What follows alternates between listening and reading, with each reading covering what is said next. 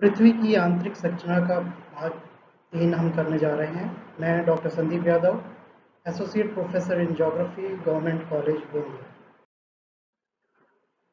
छाया क्षेत्र भूकंप तरंगों के भूगर्भ की ओर जाने पर वक्राकार मार्ग बनता है। आंतरिक भाग में एस तरंगें प्रवेश नहीं कर पाती और पी तरंगें भी यहाँ पर विशेष प्रकार से आवर्तन करके मोड़ लेती हैं। अतः भूकंप मूल केंद्र से दोनों ओर पृथ्वी के विपरीत भाग के किनारों की ओर ऐसे छाया क्षेत्र बन जाता है जहाँ की किसी प्रकार की तरंगों का प्रभाव नहीं रहता। इसे ही तरंग प्रभाव से मुक्त क्षेत्र या छाया क्षेत्र कहते हैं। ये जो चित्र है इसके अंदर ये वाला जो है ये आपका छाया क्षेत्र है। गौण तरंगें कुछ विशेष प्रदेशों का विस्तृत अध्ययन करते समय विशेषज्ञों ने नवीन प्रकार की कम गति वाली तरंगों की खोज की है। इन गौण लहरों का सीधा संबंध भूगर्भ में कई घनत्व क्षेत्रों से है। सन 1909 में क्रोशिया द्वीप की कुल्पा घाटी में आए भूकंप के निरीक्षण के समय जेफरी को पता चला कि पी एवं एस तरंगों के साथ ही उनसे कुछ कम गति वाली तरंगें अंकित की जाती हैं। इन तरंगों का नाम पीजी एवं एसजी दिया गया। पीजी तरंग की गति धरातल पर 5.4 किलोमीटर प्रति सेकंड तथा एसजी तरंग की गति 3.3 किलोमीटर प्रति सेकंड आंकी गई। 1923 में ट्यून नामक स्थान पर कई नई प्रकार की कुछ कमजोर तरंगें कोनार्ड द्वारा अंकित की गई। इन तरंगों को बाद में पी स्टार एवं एस स्टार नाम दिया गया। मध्य धरातल में पी स्टार तरंग की गति 6.7 किलोमीटर प्रति सेकंड तथा एस तरंग की गति 3 से 4 किलोमीटर प्रति सेकंड आंकी गई। अतः अब विशेषज्ञ यह मानते हैं कि भूकंप तरंगों की गति के अध्ययन के आधार पर पृथ्वी के आंतरिक भाग को मोटे तौर पर 4 परतों में बांटा गया है।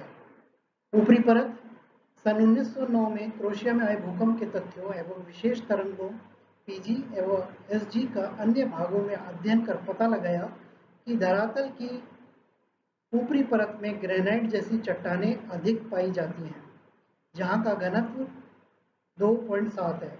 इसकी ऊपरी सतह अर्थात भूपृष्ठ पर परतदार चट्टानों का आवरण पाया जाता है। मध्यवर्ती परत सन 1923 में ट्यून में आए भूकंप के अध्ययन के समय ज्ञात तृतीय प्रकार की तरंगों पी स्टार व एस स्टार के विस्तृत अध्ययन से पता चलता है कि पीजी व एसजी तरंगें मध्यवर्ती परत में प्रवेश नहीं कर पाती। जेफरी के अनुसार यहाँ पर भारी बेसाल्ट एवं ग्लासी बेसाल्ट वाली चट्टानें पाई जाती हैं। होम्स एवं वेगनर के अनुसार यहाँ पर एम्फीबोलाइट चट्टानें पाई जाती हैं। इस परत की मोटाई लगभग 30 किलोमीटर आंकी गई। इस मध्यवर्ती परत का घनत्व 3 है। निचली परत इस परत में उपयुक्त नवीन प्रकार की पीजी व एसजी एवं पी स्टार व एस स्टार तरंगें प्रवेश नहीं कर पाती, अर्थात यहाँ पर सिर्फ पी एवं एस तरंगें ही प्रवेश कर पाती हैं। इस भीतरी परत का घनत्व अपेक्षाकृत अधिक अर्थात 5.5 के आसपास रहता है। यह भाग बहुत ही ऊंचे तापमान वाला होता है, क्योंकि 30 से 35 किलोमीटर की गहराई तक तापमान 1000 डिग्री सेंटीग्रेड से भी अधिक पहुंच जाता है। इससे चट्टानों के गुणों में परिवर्तन आने लगता है। फिर यहाँ इनका घनत्व भी अधिक रहता है। इसमें बेसाल्ट से भी भारी पदार्थ पाए जाते हैं। यह स्थिति 2900 किलोमीटर तक पाई जाती है। केंद्रीय भाग 2900 किलोमीटर के बाद पुनः पृथ्वी की संरचना में महत्वपूर्ण परिवर्तन देखा जाता है। इस गहराई के पश्चात एस तरंगें भूगर्भ में प्रवेश नहीं कर पाती, अतः पृथ्वी के केंद्रीय भाग में सिर्फ पी तरंगें ही प्रवेश कर पाती हैं। इनकी भी गति यहाँ कम होने लगती है एवं उनमें विशेष वक्राकार स्वरूप आ जाता है। अतः यह भाग सर्वाधिक घनत्व वाला है। यहाँ की दशा द्रव अवस्था में या द्रव की भांति अत्यधिक लचीली अवस्था में है।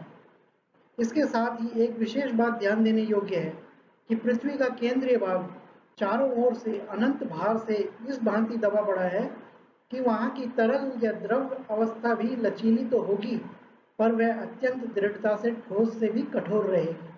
इसका घनत्व 8 से 11 है। इसमें निकल व लोह जैसे भारी पदार्थ पाए हैं। भूगर्भ की विभिन्न परतें एवं उनकी रासायनिक संरचना। पृथ्वी की उत्पत्ति के समय से ही जो विविध खनिज पृथ्वी पर पाए जाते हैं, वही इसकी विशेष रासायनिक संरचना को बताते हैं। किंतु ऐसे खनिजों एवं उसके यौगिकों से बनी चट्टानों का विवरण सभी भागों में एक सा नहीं है। इसी कारण उनमें गहराई के अनुसार तापमान, घनत्व, दबाव बढ़ने के साथ परिवर्तन आता है। यह परिवर्तन प्राय विविध मोटाई वाली परतों में पाया जाता है। पृथ्वी को चट्टानों के रासायनिक संगठन का ध्यान में रखकर अनेक विद्वानों ने इसे भिन्न भिन्न परतों में बांटा है। स्वेस ने पृथ्वी के आंतरिक भाग को चट्टानों की रासायनिक संरचना में होने वाले स्पष्ट अंतर के आधार पर निम्न परत। पृथ्वी की ऊपरी सतह पर विस्तृत परतदार चट्टानों के ठीक नीचे सियाल परत है। इसमें सिलिका एवं एल्यूमीनियम तत्वों की अधिकता पाई जाती है। इसके आधार पर इसका नाम SI सिलिका Al एल्यूमीनियम रखा गया। इसका घनत्व 2.4 से 2.9 के मध्य रहता है। यहाँ की प्रमुख चट्टानें ग्रेनाइट समूह से संबंधित है। इस परत की मोटाई महासागरों की तली के निकट कम है। यह 50 से 300 किलोमीटर तक मानी गई है। महाद्वीपों की रचना मुख्यतः इसी परत से मानी जाती है। सीमा। सियाल से ठीक नीचे सीमा का विस्तार है। यहाँ पर सिलिका एवं मैग्नीशियम अधिक पाया जाता है, इसलिए इसका सीमा नाम रखा गया। यहाँ पर भारी व क्षारीय पदार्थ अधिक पाए जाते हैं, जिनका घनत्व 2.9 से 4.7 के मध्य रहता है। इस परत की औसत गहराई 1000 से लेकर 2000 किलोमीटर तक है। इसमें भारी बेसाल्ट आग्नेय चट्टानें पाई जाती हैं, जिनमें से कुछ का घनत्व 5.5 तक भी रहता है। निफे। सीमा के निचले तल से लेकर पृथ्वी के केंद्रीय भाग तक चारों ओर इसका विस्तार है। इसे केंद्रीय परत या भूकोण भी कहते हैं। यहाँ पर निकल एवं लौह जैसे अधिक भारी एवं चुंबकीय गुणों वाली धातुओं की अधिकता पाई जाती है। पृथ्वी का चुंबकीय गुण भी इसी कारण से है। यहाँ की चट्टानों का घनत्व 11 तक है। इसकी गहराई 2900 किलोमीटर से भूकेंद्र तक है। इस मध्य पिंड का व्यास 7000 किलोमीटर है। निम्न चित्र के अंदर स्वेस के अनुसार पृथ्वी की आंतरिक संरचना दर्शाई गई है।